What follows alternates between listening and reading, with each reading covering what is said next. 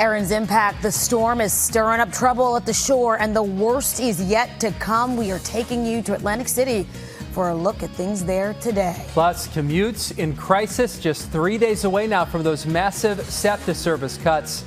And they're expected to mean big problems for fans and workers down at the sports complex. Backing their bird, an Eagles wide receiver has a whole squad from a Philadelphia high school cheering for him. It's a connection that crosses continents. Those stories and more on today's edition of The Lineup for Thursday, August 21st, 2025. Hey everyone, I'm NBC 10's Keith Jones. And I'm NBC 10's Erin Coleman. Let's get you up to speed with what you need to know today, starting with Hurricane Erin continuing to cause trouble at the coast. The Jersey Shore and Delaware beaches are bracing for some of the worst flooding that they have seen in years. Look at this surf here in Atlantic City this morning. Look at the latest now from NBC 10's Neil Fischer.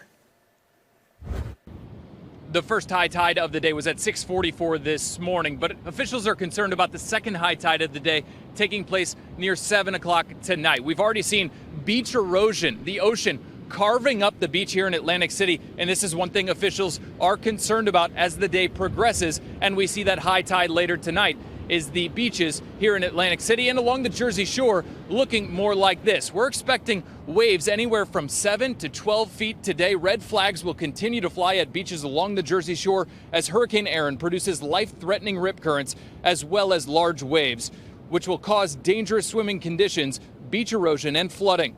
We're expected to have 45-mile-per-hour winds for a 24-hour period. Flooding. Debris will be all over the place. We're going to see water in the streets. So this will impact Atlantic City. This will impact our operations. And the strong winds later this afternoon, plus the high tide at 7 p.m. will pile up water along the shore, which will lead to the greatest flood threat. That is what officials are urging the public to know before they do anything this evening, is that it could flood along the Jersey Shore tonight. Reporting in Atlantic City, Neil Fischer, NBC 10 News. Delaware beaches are also bracing for a mess left behind by the storm.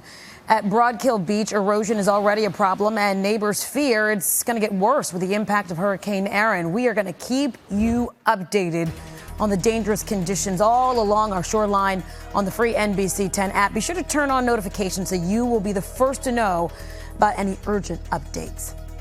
Well, we are now just 3 days away from massive service cuts to SEPTA. Philadelphia city leaders are expecting heavy traffic the day the SEPTA cuts take effect. The city says it's expecting it's going to be especially important, to avoid Center City by car during the morning rush and evening rush hours when traffic's expected to be worse. NBC 10's Alex DePrado reporting in South Philadelphia with a look at what the cuts will mean at the sports complex. The SEPTA cuts will make it very difficult for fans and employees to get here to the stadium, especially on public transportation. Special express trains on game days are being cut.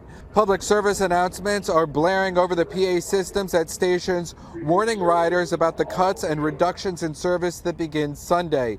The Phillies sending NBC 10 this statement. Public transportation to and from the sports complex is of paramount importance. A reduction in services would negatively impact the overall fan experience, which begins and ends with travel to and from Citizens Bank Park. This is a major concern for us, and we will remain in communication with SEPTA regarding the impact of the scheduled cuts. Those who work at the sports complex are concerned. I work at all three stadiums. It's going to be a pain trying to get home at night. With my schedule being all over the place and my kids going to school, it's like, I'm not going to, you know what I'm saying? Like the public transportation is our way to get everywhere. The Eagles have their first home game here at the Link 2 weeks from today. In South Philadelphia, I'm Alex DePrado, NBC 10 News. SEPTA riders, listen up. NBC 10 is here to help you navigate every turn. Scan the QR code that you can see right there on your screen. It's going to take you to the free NBC 10 app, where our digital team has set up a guide to help you stay one step ahead of these big changes. There, you're going to be able to see the planned timeline for service cuts and fare hikes, as well as alternate routes. The Eagles will hold a walkthrough today before hitting the road for their final preseason game tomorrow night against the Jets. Jalen Hurts, a popular guy, of course, at the last team's camp practice yesterday. QB1 says he's satisfied with the way things are shaping up as the Birds close out camp. You want to try and find the identity I'm not saying we're leaving here with an identity, but we know what we're capable of and we know the things that we need to work on. And so it's just about building. And I think we did just that. Wide receiver Anais Smith will be on the field Friday, hoping to nail down a final roster spot with the Eagles. Smith has a unique connection to Philadelphia. The Birds chose students from Imhotep Charter High School's STEM program to make that announcement when Anais was picked by the Birds in the 2024 draft. The students were working on a project in Africa at the time. Now they're back in Philly cheering on Anais, and Anais has said that his connection to the school is something that really inspires him. It's very surreal. You know, like a kid like me can have an impact on older people. Don't let me get emotional. I mean, someone at this level to be inspired by the work that we do, it means a lot.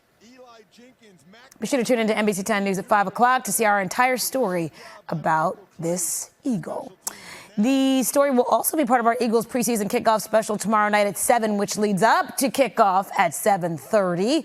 Then be sure to stick around for the preseason final right after the game. It's the Eagles Jets tomorrow night right here on NBC 10. More than 120 shelter dogs and cats are one step closer to finding their forever homes. All thanks to a life-saving airlift mission by NBC Universal and partner Greater Good Charities. The animals flown from overcrowded shelters to Louisiana to facilities in Morristown, New Jersey and New Hampshire yesterday. They'll be available for adoption. This is the 6th year for the Clear the Shelters flight. You can learn more about the Clear the Shelters campaign on our website, NBC10.com. Hey, the Philadelphia Zoo has 9 new baby tortoises. We were talking about this right here on the lineup yesterday. The Galapagos tortoise hatchlings made their debut at the zoo yesterday. There are now 16 baby tortoises altogether. They come from 100-year-old parents, which are the zoo's oldest residents. They're also critically endangered. This is a big deal. The zoo is planning a special campaign to give you a chance to choose names for the hatchlings. 9 new, so there are 9 more than we thought than yesterday. So, well, 16 altogether. Yeah. The first 3, remember, That's right, were several months ago, named after the Golden Girls. That's right. Remember Rose, Blanche, and Sophia. The other one, yep. Then we got the 4 boys came after that, the little hatchlings. Now we got 9 more. It's great. So who's to say there's another 9? We're stopping at 16. There's no way of knowing. Just putting it out there. How is there no way of knowing? I guess there's no way of knowing? Or maybe the zoo knows and they're just not saying. They must know. Yeah. I don't know. We need an ultrasound to see what's going on. Right. I don't know how you do that on a giant tortoise. Yeah, but, that's crazy. They got their ways. Who knows? We'll just be surprised. A South Jersey woman is being celebrated for turning 102 years old. Yep, a retirement community threw a big party for her. Take a look. Happy birthday to you. Happy birthday to you. It was all about Carmela McNamara Wednesday in Voorhees. Carmela was born in Southwest Philly in 1923. She was a hairdresser when she was younger, always had a passion for animals. We're told that McNamara is active in her senior living community to this day. So happy birthday, Carmela. There you go. She had her day. It's excellent. I love that. What a blessing to live to 102. And did you see she loved animals and they had the little animal theme out there on the lawn? I like that. Yeah. I like it. Treating her well. Special. Hey, that does it for today's edition of The Lineup. For Erin Coleman, I'm Keith Jones. You can get NBC 10 News updates right here on the NBC 10 app. You can catch us every weekday morning from 5 to 7 a.m. as well. Have a great day. See you.